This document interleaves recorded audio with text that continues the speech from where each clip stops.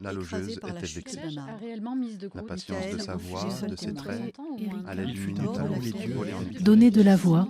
Charles faillit gémir tout haut. Les éditions du Il fallait Typhon. vraiment qu'il explique pourquoi. Un rendez-vous proposé par la librairie La Carline.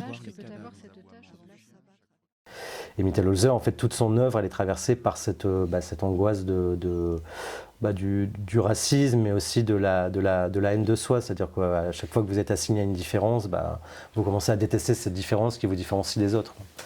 Donc lui, il se vivait comme ça, et avec la littérature, il a fait quelque chose, je pense qu'il devait... il a son autobiographie, il raconte qu'il disait quand même beaucoup de choses comme Poe, Edgar Allan Poe, beaucoup de littérature fantastique, et lui a plongé dedans comme ça pour aussi exorciser ses démons et pour parler de ce qui l'angoissait. Il en a fait des textes qui sont littéralement des textes fous, quoi. On a l'impression que c'est un fou qui écrit ces textes-là. Dans Le temps qui fait Middenshot, moi c'est un texte que j'adore. C'est quand même l'histoire, le point de départ, on se retrouve dans une petite bourgade à côté de Londres, et c'est on se retrouve dans une famille comme ça, et c'est un père de famille qui est avec sa fille, il y a sa femme qui est à côté, mais il ne parle pas à sa femme parce qu'il est persuadé que sa femme est morte.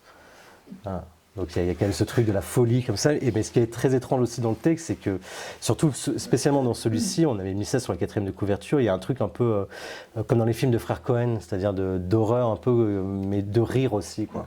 Et tout est comme ça, tout est complètement fou. Il y a un personnage qui s'appelle Mr. Holmes, donc comme Sherlock Holmes, et qui est en fait un type totalement... il fait de la botanique, mais il est complètement obsédé sexuel, quoi. Il est complètement frustré en fait par ça. Et tout est fou, tout est dingue dans le texte, et cette tranquillité apparente, mais qui est déjà, comme vous le sentez bien, déjà un peu bizarre, elle est totalement perturbée par un fou qui s'est évadé de l'asile et qui commet des meurtres. On ne sait pas grand-chose sur les meurtres, hein. Il n'y a pas de description sanglante, on n'est pas du tout dans de l'horreur comme ça. Il n'y a pas de sang, il n'y a pas de choses comme ça, mais tout est étrange. Et il y a deux détectives qui arrivent, qui sont des détectives un peu bracassés, quoi, qui arrivent et qui commencent à enquêter sur cette histoire-là.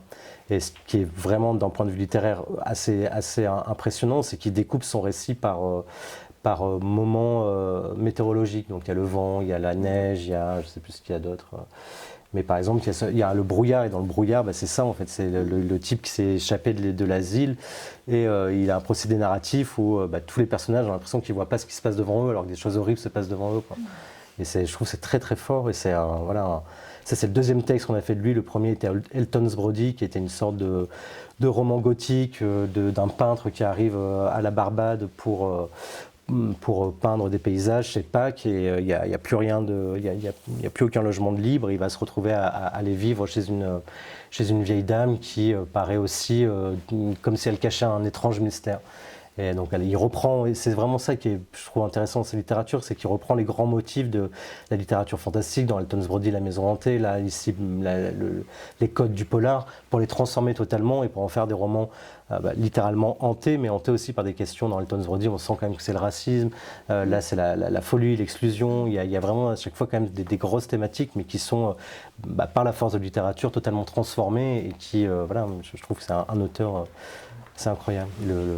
Là, on est en train de traduire un autre texte qui se passe cette fois-ci, qui se passe aussi comme dans Elton's Brody, je ne sais plus si c'est à la Barbade, et qui est une histoire de fantôme. Voilà.